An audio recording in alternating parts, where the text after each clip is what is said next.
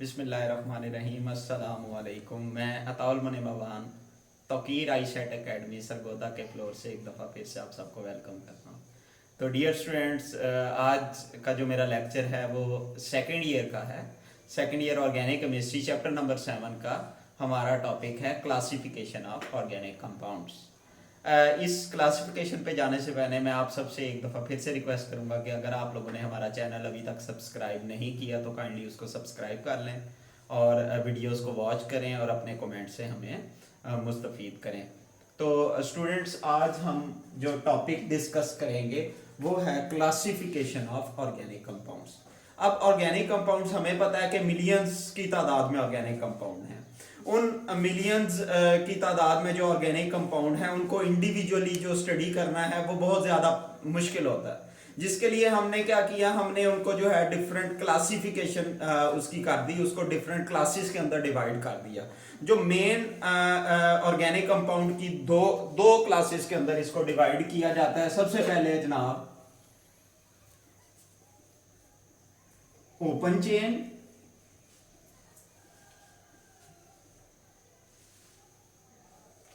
Second जो इसकी class है वो है क्लोज चेन। ओपन चेन को हम एसाइक्लिक भी कहते हैं और क्लोज चेन को हम साइक्लिक कंपाउंड्स का नाम भी देते हैं। तो सबसे पहले चलते हैं ओपन चेन की तरफ। नाम से ही जाहिर है ओपन होती है। इसमें जो कार्बन चेन है वो दोनों साइड से ओपन होती है।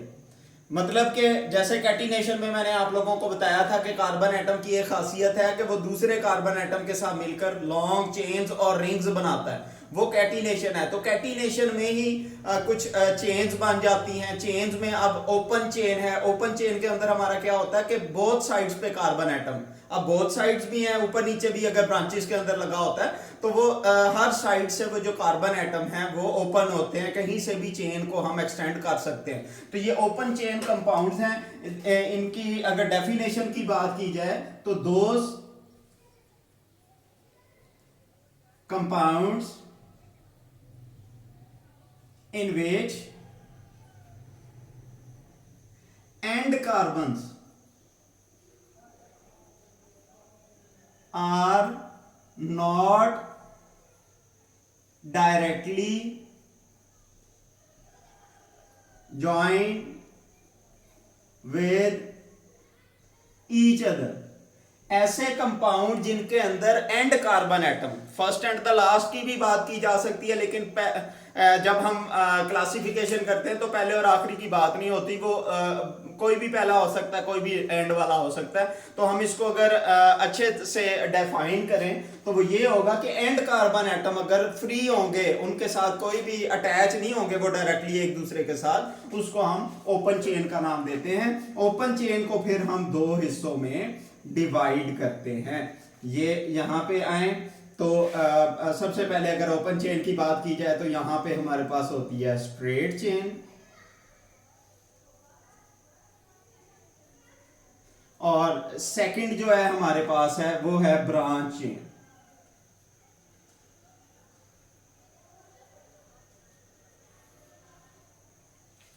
स्ट्रेट चेन के अंदर all the carbon atoms are in a straight chain. तमाम के तमाम कार्बन एटम एक दूसरे का सीधा चेन के अंदर जो है वो लगे होते हैं, उसको हम नाम देते हैं स्ट्रेट चेन का। All the carbon atoms are linked in a straight chain। तमाम के तमाम कार्बन एटम स्ट्रेट चेन के अंदर एक दूसरे के साथ लिंक होते हैं। अब फॉर एग्जांपल यहां अगर हम बात करें ब्यूटेन की, ब्यूटेन है, इसका मॉलिक्यूलर फार्मूला होता है C4H10। अब इसका अगर हम स्ट्रक्चरल फार्मूला बनाएं तो वो ये ऐसे बनता है CH3 CH2 CH2 CH3। अब देखें ये जो एंड वाले कार्बन है ये फ्री हैं, एक्सटेंड हो सकती है हमारी चेन इस साइड पे भी, यहां से भी हमारी चेन जो है वो एक्सटेंड हो सकती है, तो इनको हम ओपन चेन कहेंगे। और ये ओपन चेन के अंदर स्ट्रेट चेन है, तमाम के तमाम कार्बन एटम एक दूसरे के साथ स्ट्रेट चेन के अंदर अटैच होते हैं। अच्छा, यहां पे एक और चीज बताता जाऊं कि ये चेन है स्ट्रेट ही कहलाएगी अगर यहां से ही हम नीचे की तरफ भी अगर बनाना शुरू कर दें, यहां पे कार्बन आ जाए या यहां पे कार्बन आ जाए, तो उसको भी हम स्ट्रेट ही कहेंगे। ये नहीं कि जो है इसको हम स्ट्रेट नहीं कहेंगे, ठीक है। सेकंड, अगर ब्रांच चेन की बात करें तो स्ट्रेट चेन के अंदर ही कोई ना कोई ब्रांच लग जाती है। जैसे अगर हम प्लांट्स की बात करें तो उनकी स्टेम होती है, स्टेम के साथ उसकी ब्रांचेस आ जाती हैं, तो वो टोटल जो स्टेम हो गई उसको हम कह देंगे वो स्ट्रेट चेन आ गई है। और अगर उसमें से कोई ना कोई ब्रांचेस अलग हो जाएंगी तो उसको हम क्या नाम देंगे, ब्रांच चेन का। There is a branch, there is a branch along a straight chain. Straight chain के साथ हमारी ब्रांच भी लग जाएगी। इसी ब्यूटेन की बात की जाए तो 1, 2 एंड 3 कार्बन यहां पे अगर एक कार्बन ऊपर उठा के लगा दें तो ये हमारे पास ब्रांच बन जाएगी CH3, CH3, CH3 यहां पे आ गया, CH यहां पे आ गया। तो अब देखें, ये नॉर्मल स्ट्रेट चेन के साथ कोई ना कोई ब्रांच बन जाएगी तो उसको हम नाम दे देंगे ये ब्रांच चेन कंपाउंड्स है। फिर क्लोज चेन की बात की जाए जिसको हम साइक्लिक कंपाउंड्स का नाम भी देते हैं। क्लोज चेन में क्या होता है, एंड कार्बन एटम एक दूसरे के साथ डायरेक्टली ज्वाइंट होते हैं। Those compounds in which end carbon atoms are directly joined with each other।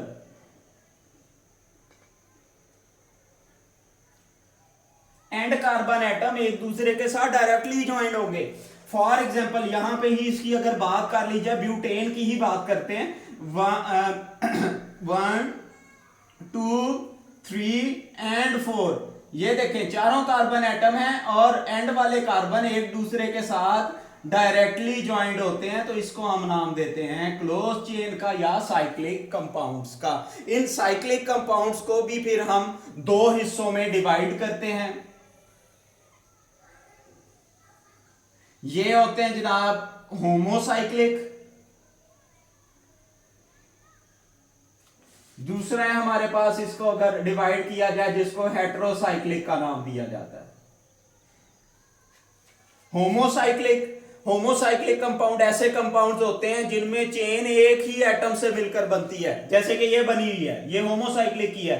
तमाम की ये जो चेन है हमारे पास ये कार्बन एटम की बनी हुई है, इसको हम नाम देते हैं होमोसाइक्लिक कंपाउंड का। Those compound in which the chain is made up of only one type of atom, that is carbon atom. Those compounds in which chain is made up of only one type of atom, that is carbon। Carbon atom की बात की जाए तो वो chain हमारी homocyclic compound उनको हम कहते हैं, ठीक है। होमोसाइक्लिक को फिर हम फर्दर दो हिस्सों में डिवाइड करते हैं।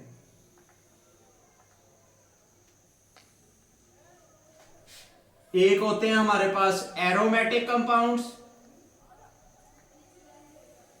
दूसरे होते हैं हमारे पास जिनको हम एलिफेटिक कंपाउंड्स का नाम दिया जाता है, जो नॉन बेंजोइड भी कहते हैं, एलिफेटिक, जिनको हम नॉन बेंजोइड का नाम भी देते हैं।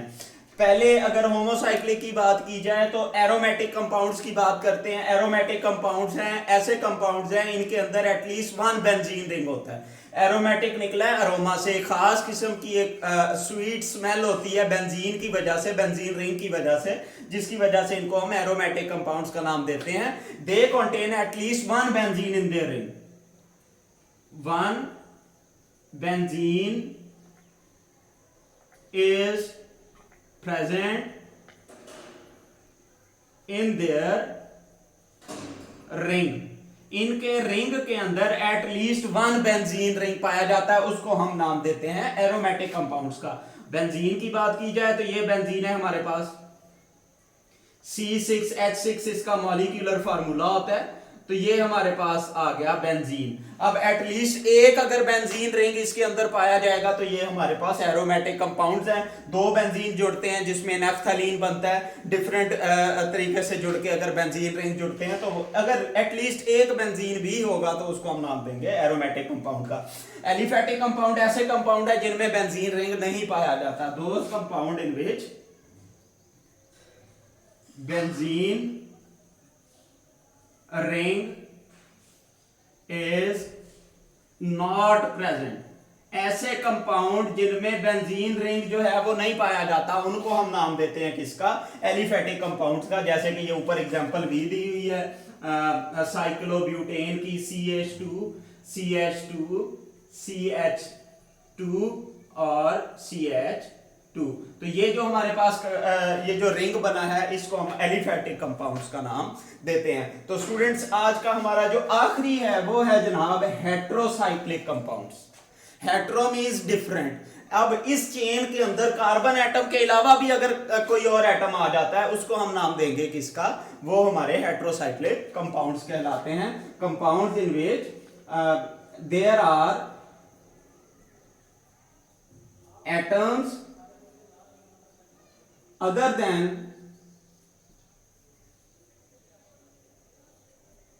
carbon is present in the ring।